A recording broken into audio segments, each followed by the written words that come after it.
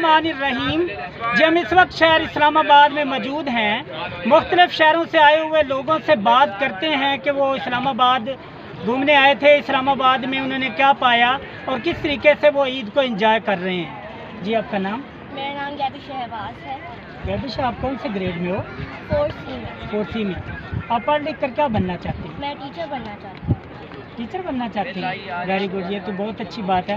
आप ये बताएं कि किस शहर से आए हैं? मैं कराची से आई हूँ। कराची से। तो किस लिए यहाँ पे आए थे? मैं कश्मीर घूमने आए थे और इस्लामाबाद हमने स्टे किया था। इस्लामाबाद स्टे किया। इस्लामाबाद शहर कैसा है? बहुत खूबसूरत है। सरसब्ज़ व शादाब है। जी।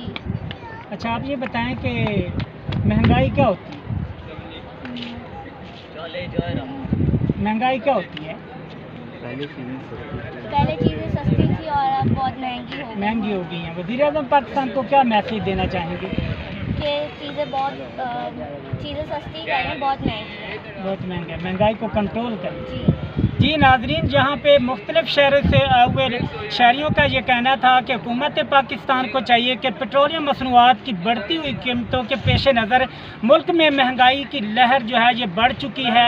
बच्चों का ये कहना था कि पहले चीज़ें सस्ती मिलती थी, अब चीज़ें महंगी मिलना शुरू हो गई हैं। महंगाई को कंट्रोल करना चाहिए ताकि गरीब आवाम सुख का सांस ले सकें। मोहम्मद जाकिर, रोज़ न्यूज़, इस्लामाबाद।